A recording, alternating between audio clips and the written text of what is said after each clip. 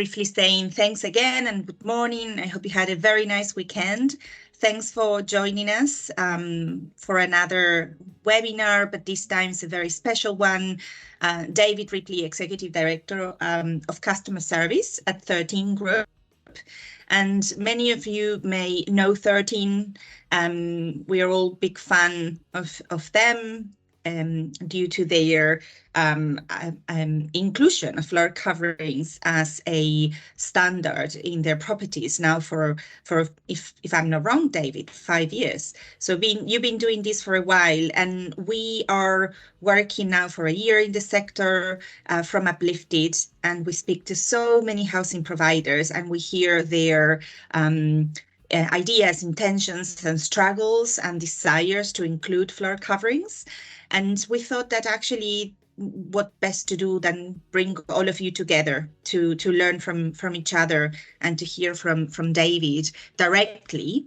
So firstly, thanks so much, David, for your time and for being willing to share the 13 experience so far. Absolutely.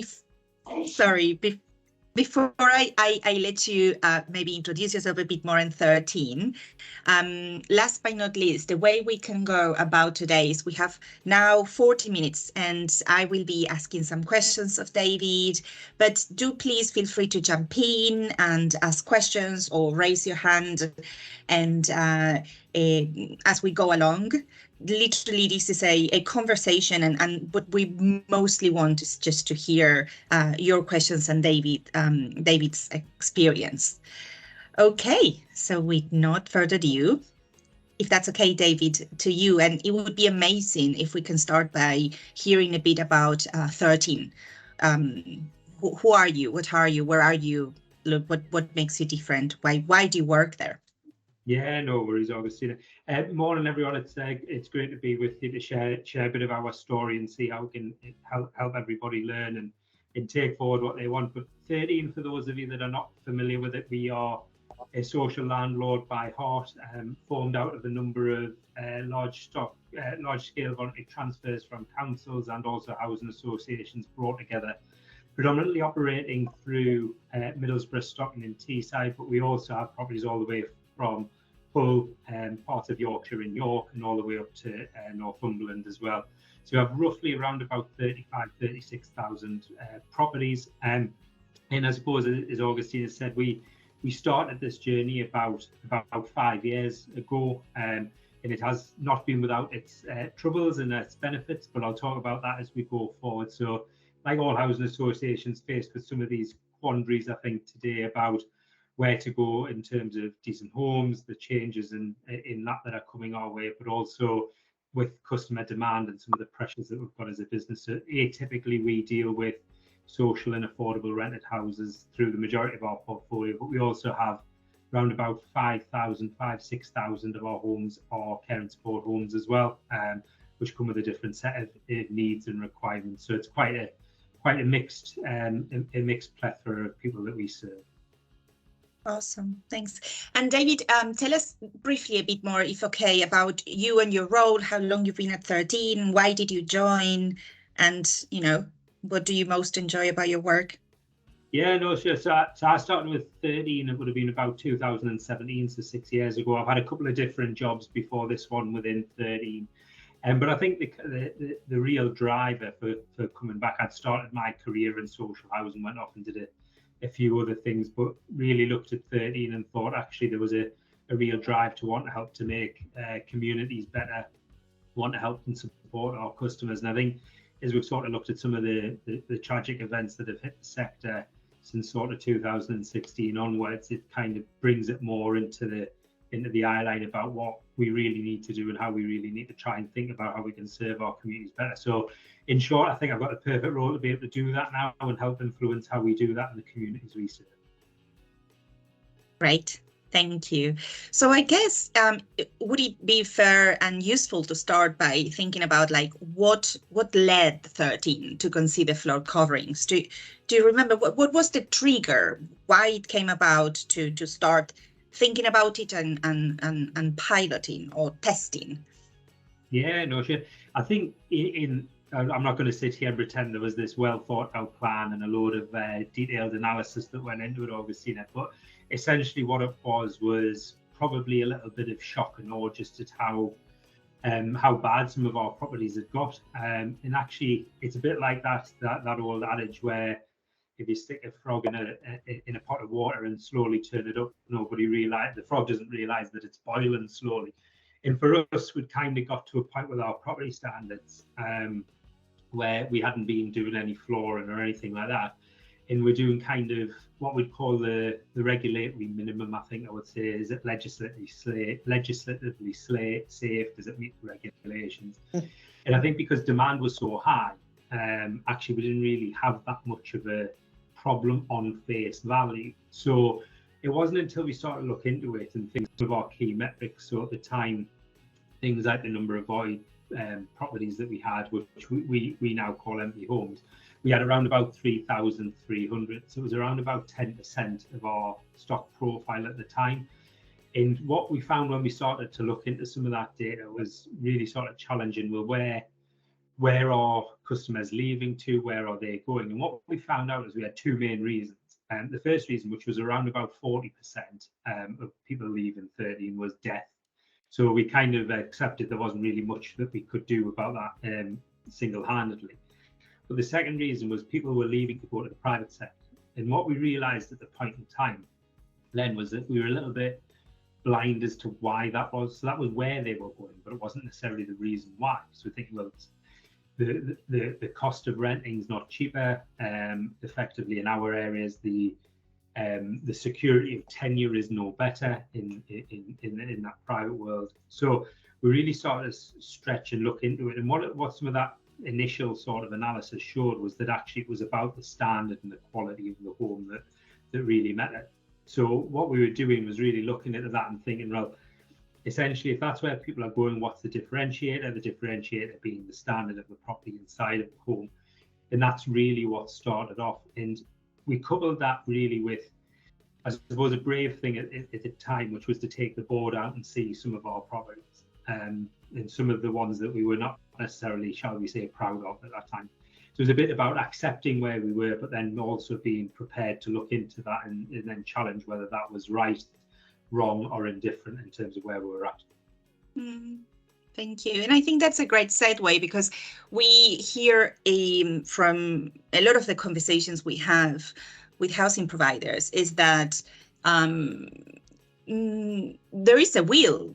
People would love to improve the standard and, for instance, offer floor coverings. But it sometimes goes back to how do you get that internal buy-in?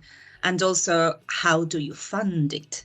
So you were just now mentioning the board, and I wonder, like, taking the board to see the properties, was that part of like trying to manage to get that internal buy-in that you needed to get the funds? Yeah, it's a good point, obviously. In short, yes, it was, because I think sometimes people can sit in board rooms like myself and the board members and kind of be so far removed from some of the challenges. So one of the part was, and we took a risk doing this, I don't play it down, was to show board members just what the product of 13 was. And I think at that time we're kind of having the internal debate alongside some of this about, well, where did we want to be? So it's kind of, what we were doing wasn't wrong, it just didn't feel like a good place for us and our customers. And what we wanted to do there is really see where the board were. So part of that was bringing them on that journey, but also with alongside colleagues as well, because what we were doing and speaking to colleagues about thinking about going down this route is trying to understand whether they were, I suppose, happy in terms of the product. Did it give them a good chance to get people into the homes? Did it give our trade operatives the best chance of thinking I can use my skill sets? And the good news was it was a kind of a resounding no from everybody. There wasn't really a difficulty in trying to gain that buy-in, but we had to take those chances and really, I suppose, challenge ourselves and push ourselves to make sure that actually, if it felt wrong, was it really where we wanted to be, and get that. And I think that was part of that challenge in terms of trying to get the funds allocated with the board. I think once the board had seen it and viewed it, and kind of that made that journey a bit easier. And I think we were fortunate at the time. We used some of our surpluses, just and I think this is very contextual, but we aim to make and generate a surplus of around about £30 million a year within 13 to help with our borrowing and our requirements for new build and investment in the stock in general. But effectively, we were using some of our surpluses within this. But we also, as well as that, we really pushed ourselves as a management team to think, are we truly actually using all of our budgets? And I came into the role I'm in and inherited a load of budgets in 2020, and realised that some of those had been there for years. Things like consultancy budgets and surplus budgets and things to keep us, shall we say, on the safe and narrow as we look forward, and actually we weren't putting it to good use. So there was a bit where we had to look at some of our service, but then we really had to challenge ourselves. And obviously, having gone down that route, trying to get buy-in with all the colleagues, it became a bit easy to say, look, we're going to take this budget and put it into this initiative here and give us a better start, because we can come on to things like the pilot that we did and the results from that. But essentially what we were trying to drive at was putting as much investment into the properties as we possibly could, because ultimately that was what our whole raison d'etre, I feel like, at the time is today, is about getting the right home for customers to have the right start in life, essentially. Mm-hmm. Amazing. I love the point of taking the board, and I'm sure that it's not easy, but we at Uplyfted always say that seeing is believing, and that's why also we encourage a lot of our housing providers colleagues to take a look at how it could be different and take a look at and how it could look, because sometimes otherwise it feels quite theoretical, and it becomes only numbers in spreadsheets and funds. Great, but then you mentioned the pilot there. So what was the approach? How did you get started? And what do you think it went well? What made it successful? And if you could be even more detailed around, like, what teams were involved, like, how do you go about it? Like, if you think about how others may emulate the journey that you took because it was successful. So what was the detail? What teams were there? When did it start? How long did it last? Those type of things, if okay. Yeah, no, sure. So the pilot itself that we started in 2018, when some of those things I was talking about earlier on were coming to the fore. In terms of the teams, this might be a little bit controversial, because I do know as a sector we love involvement and everything like that. But we effectively only started with the repairs and the housing teams being involved. We didn't have a massive people. And actually more so than that, before we even got to that stage, it was just a couple of directors and heads of service that were involved. We didn't have massive think tanks and all of that kind of stuff, because what we were trying to do was find a way to just start, essentially. So what we did is we identified 100 properties. We split that up into a control pilot group for 50 where they didn't have anything else done to them, and then we had 50 properties that had this what we called at the time an enhanced standard, which included flooring, decorating of the walls throughout the home, remodeling gardens, landscaping, hard and soft, and all of that kind of stuff. And we went, being candid about it, we went probably too far. We were talking in the region of maybe 20 to 25,000 pounds in terms of an average cost of a void. That's how much these ones were costing. So it was all part of what we were trying to do, is shock the system and really learn from it. And I appreciate that everybody won't be able to go down that route, but we were fortunate at the time. So essentially what we did as part of that with the teams is we brought in a research company called TLF. People in the sector might be familiar with them. And what we asked them to do is work with us and the customers over what would be deemed a longitudinal period of time, and see on some key metrics what was making a difference as we went through. So this was things like tracking those customers, speaking with those customers, how did their views change as we went through. Now, sort of long story short, what we found is the 50 obviously within the control pilot kind of ticked by and still went the way that we expected. But it was the 50 where we'd enhanced the standard that we started to see a lot of changes coming through. And whilst we were doing things like gardens and everything like that, what really sort of stood out more than anything was essentially the interior of the property was what really mattered. Did it look and feel like a home? Essentially, was what customers were saying to us. So, effectively, whilst we could do a lot of things, essentially universally across the board, what it always came down to was carpets and decorating. So, all of these think groups talking and all of that was where we got to. And what it then materialized as we learned as we went through the pilot, we started off offering customers choice. But as an example, they weren't really that bothered about the choice. Some were and some weren't. Don't get us wrong. I don't want to use a broad stroke, but we started off with choices of grey carpets and beige carpets, white walls and beige walls. And one of the big points of the learning from all of that was that was a logistical nightmare. Because effectively we try to pre-allocate our homes, and some people do drop out on that process. So when somebody picked a combination, the next person didn't like the combination, you ended up having to go back. And after a couple of months in the pilot, we effectively just stopped all of the choice, and we just went with a white wall and a grey carpet. And I'm not going to sit here and say that that was 100% to the liking of every customer, or it is today that gets it, because ultimately it's not. But effectively the majority do like it. And what it's helped us to do is not only sort of solve some of those logistical issues, is what it's really helped is us get value for money in supply chains. So because effectively we're buying in bulk, we're doing roughly around about 1,000 to 1,500 properties a year now within this sort of remit, this sort of approach. It actually helps us with that. What we then did throughout this is when we started is we were also doing things like white goods and putting all of those in kitchens, in the kitchens with a freezer, a fridge freezer, a washing machine, cooker and things of that nature. And what we ended up doing through that is learning that actually those things are needed, but in very few circumstances where deprivation and in either financial struggles or other struggles within a family unit are at the very peak. So what we ended up doing was not doing that as part of the standard, but doing that and giving discretion to the staff. And I think that was the big thing that sort of came as we sort of started to roll this out, was effectively colleagues felt empowered to make those decisions. So what I won't say to you all is we stick brand new carpets and paint every property. We still turn over around about 2,600, 2,500 properties a year, but that, as I say, has come down from about 3,300 as a result of it.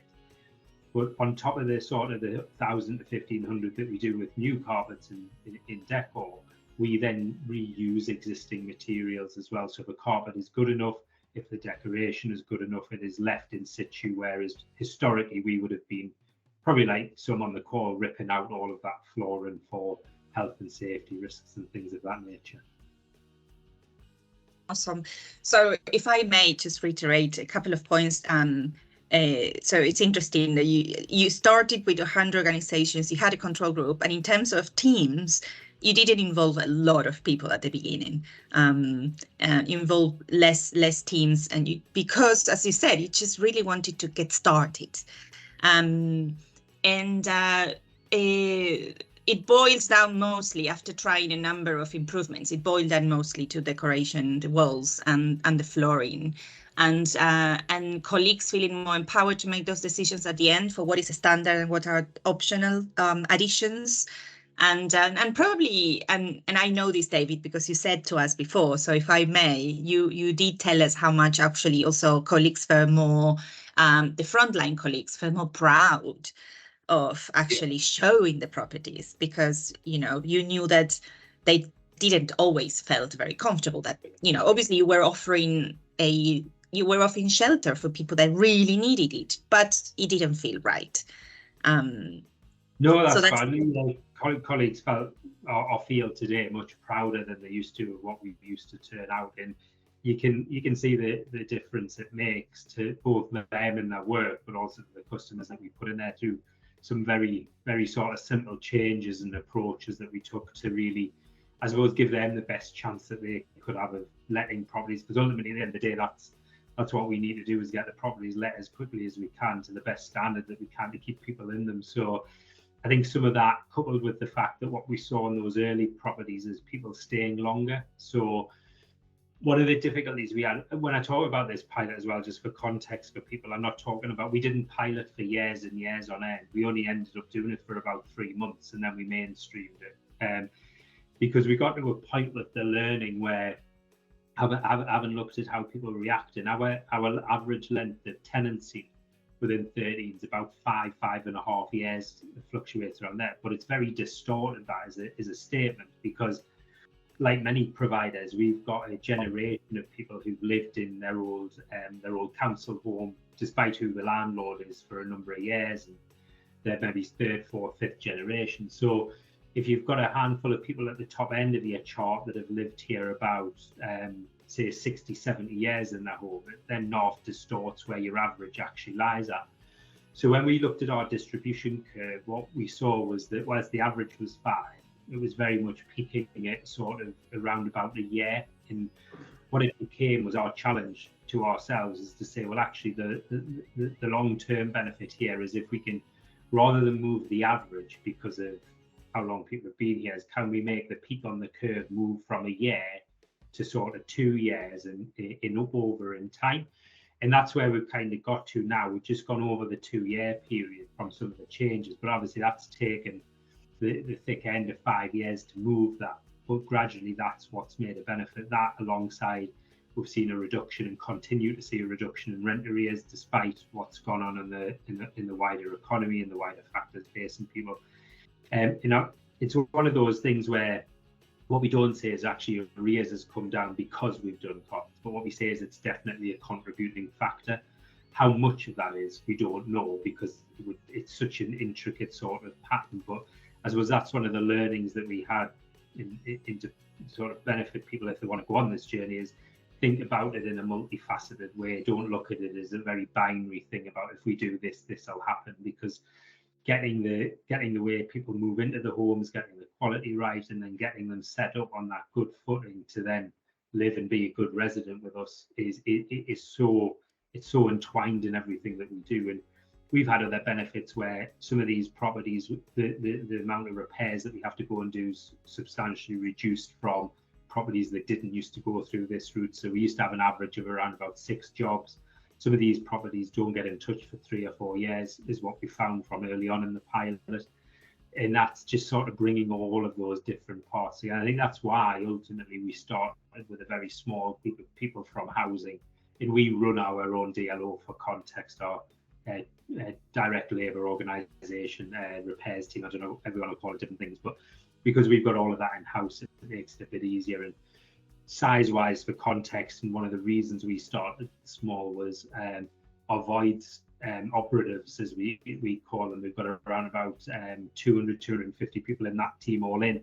Our neighbourhoods team has got roughly around about 150 people in. So trying to sort of get it started off with that many people was also a reason to go small and then start a build. But yeah, they definitely feel more connected to what we do now, obviously. Mm-hmm. And so there, you mentioned some benefits that I would love us to actually come back to. But so you were saying you wanted to start small, but you wanted to pilot quickly and then roll it out, or or scale it. So what now it feels like history. Now it's a standard. Now it's like business as usual. It's second nature. But what do you think change in the middle, right? So how did you go from 100 to and I wonder, the question is like, how many? All of them?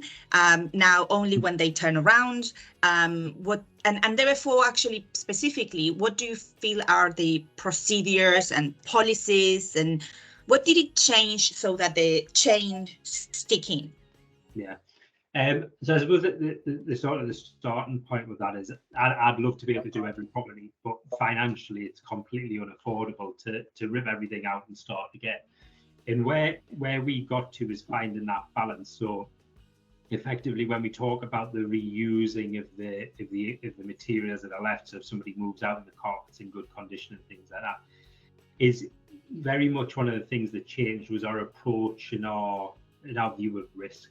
So one of the reasons is for our old approach was actually we took all of the flooring out of the property unless it was a kitchen or a bathroom because of the risk that came with it. And what we meant by that was the health and safety risk or the litigation risk that could exist about how was it fitted, who fitted it, when was it fitted, etc., etc. And that was largely born out of, we had an incident about 10, 15 years ago, where a resident fell down some stairs where a carpet hadn't been fitted properly and injured themselves quite badly. And it's been a case that's gone on for some time. But what we looked at is what we thought, well, what is the risk that we're trying to manage, and how do we better manage this risk? And what we looked at, and we pinched this from British Airways, was what we call blind none. And it's that thing where when you're designing a product or a service, are you designing it for the blind none, or are you actually trying to design it for the masses? And what we're trying to look at was, within this blind none sort of theory and in approaches, to think, well, how many people really know a blind none? Or in other words, how many times does it actually happen? So when we had a look at our records, obviously this incident that we had with the carpet was one, but it was one in like 25 years. So we're kind of going, right. So we changed our approach on that basis, and then ended up in a position where we'd probably taken the dial all the way. So it was just kind of, right, well, we'll manage that risk by not doing anything.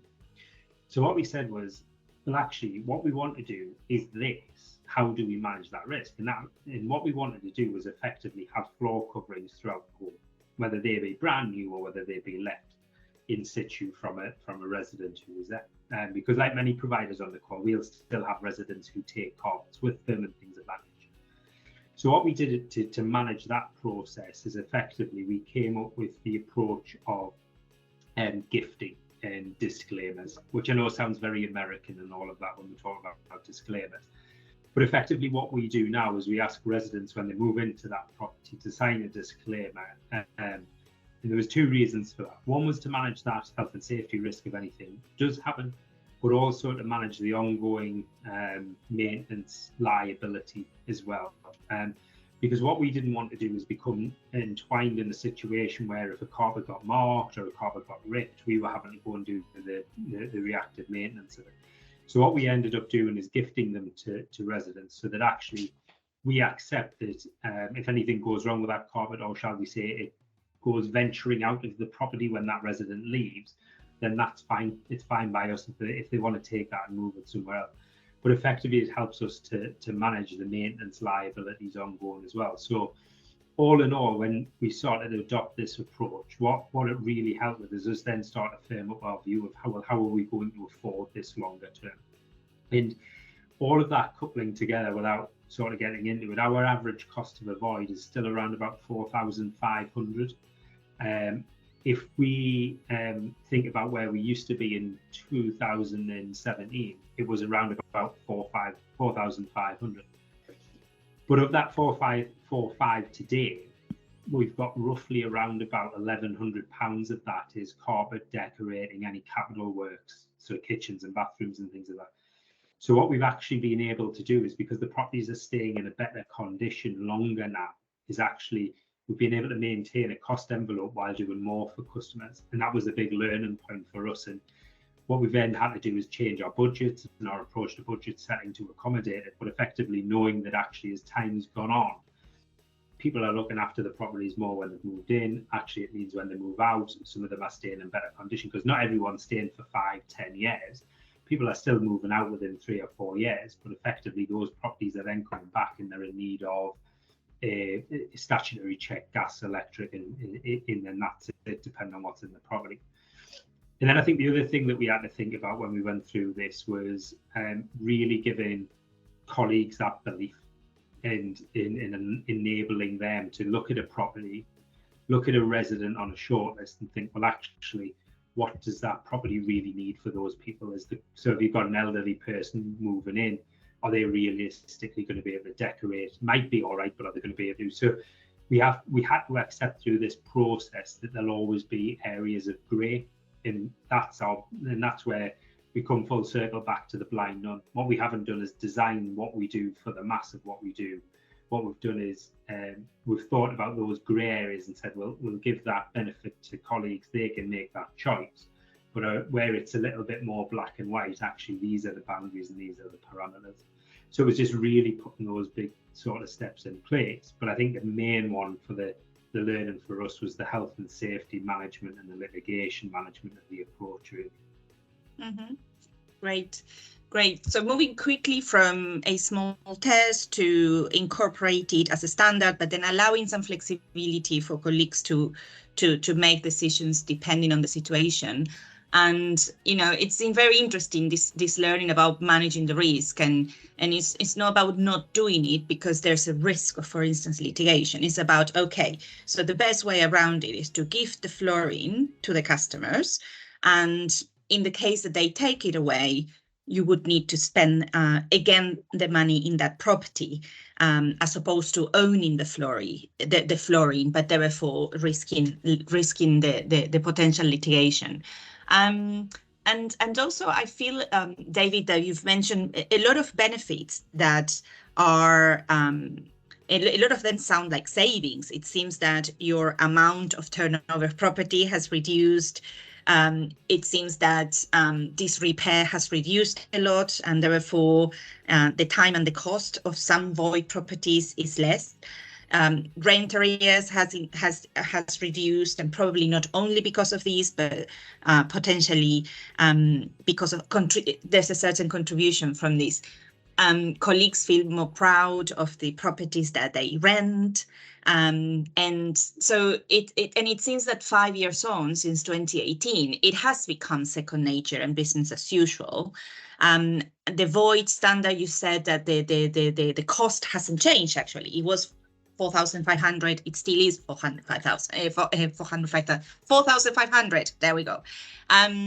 So it does sound like a very successful story, but I guess also the question is, if you had to start again, would you do something differently? Yeah, so I think with everything, there's always an opportunity to learn. So there's a couple of things that really sprang to mind when we went through this. One I've touched on already, which is the choice. If we did this again, I wouldn't start offering choice, because that drained us of a lot of time, effort. It also started to affect people's thoughts of the journey and kind of, is it worth it because of all of the hassle and things of that nature? So it's definitely that. I think there's another good learning point in I liken it to mobile phones. So if you're a brand new customer, you always get a better deal than you do as an existing customer. And I remember myself getting chased down the street by an existing resident who hadn't had a new kitchen for a good few years, when they were seeing us going into these empty homes and putting carpets in, decorating them and stuff like that. And I think that is the learning point here, is to really be prepared for negativity, I think is the way I would describe it, because whilst going down this route is undoubtedly, in my opinion, the right thing to do, both for 13, but I think for the sector at large. Obviously, you've got a lot of people living in a lot of homes who've lived there for a long time, who've not benefited in any way, shape or form from it. So I think being prepared for that, and one of the things that we're thinking about doing in 13 now is actually, how do we take this into our investment program? So it's more about, actually, is this an approach we can adopt at scale rather than just an empty home?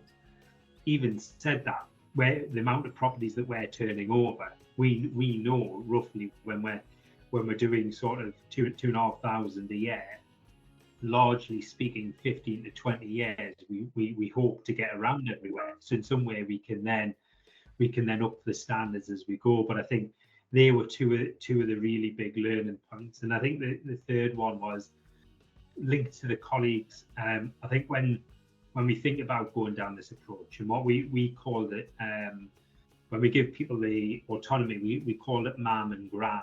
And what that meant was that it works more in the northeast, because obviously we're all mams, there's no mums or anything else like that up here. But effectively it was, would it make your mum proud, and would you treat your gran like that?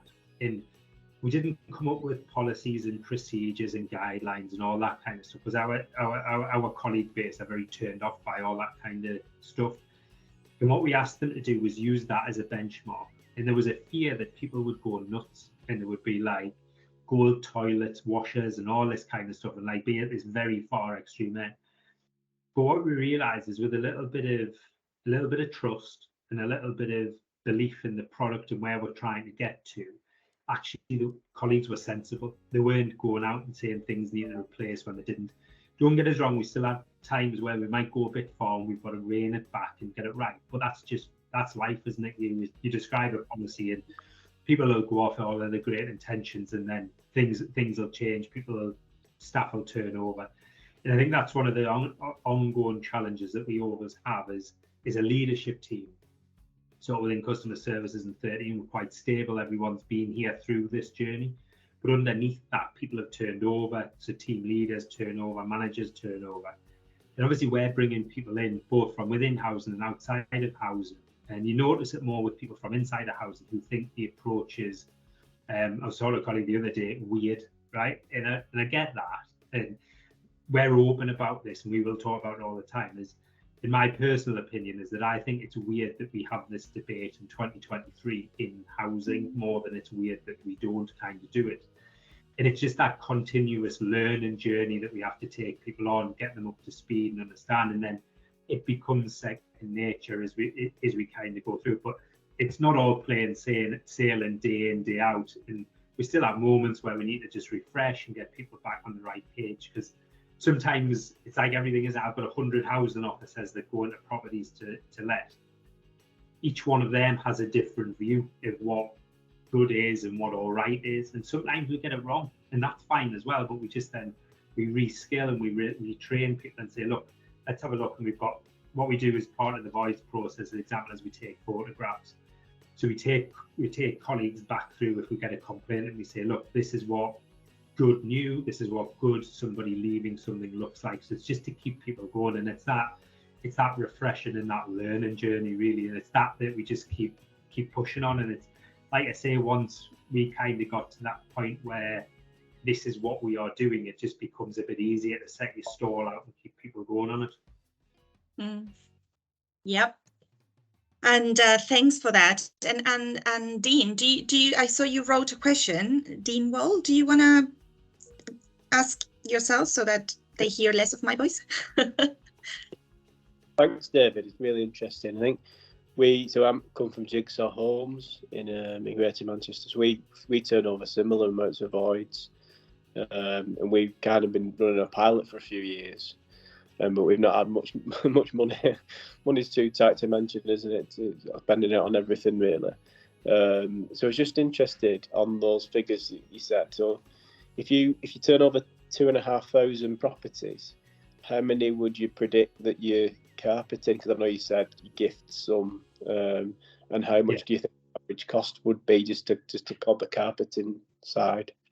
Yeah, no, so we carpet around about 1,000 to 1,500 homes in a yearly basis. And why that number varies is when we go into some of them, it might just be a bedroom or a sitting room that needs to be done. So that's roughly what that range is doing. But there'll be 1,000 that's a whole house fit out really. We look at it in carpet and decor terms. I haven't got the exact cost to hand, but of our 4,500, it's roughly around about £1,100 that's spent on average carpeting and decorating, and that's worked on the basis of an average 2-bed home. Effectively, is what we work on. So, what we found was that money was freed up from the reductions and things like turnover. So when we were at 3,300. Down to here, we've saved roughly about 1.5, 1.6 million.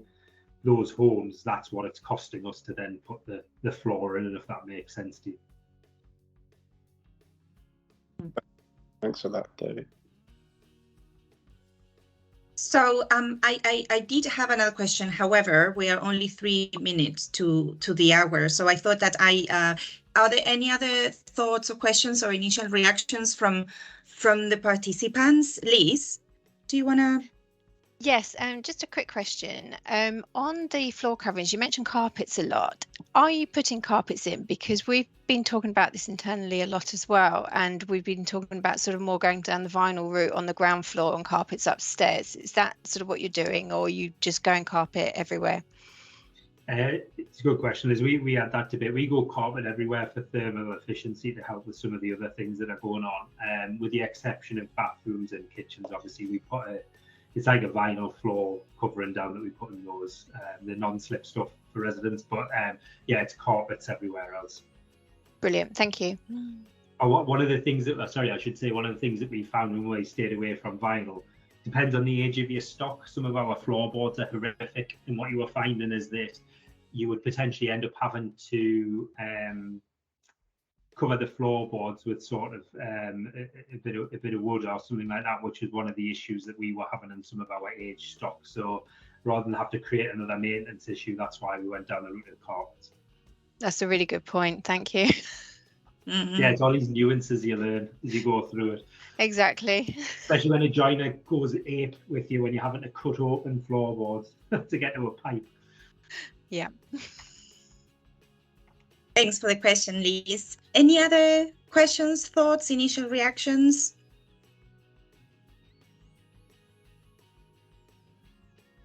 Okay, well, just in the last 60 seconds, apart from thanking you, David, a lot for sharing your experience and the 13 journey so far, is it okay, I guess, if we share the recording with all of you and with some other colleagues that couldn't join, that asked for the recording?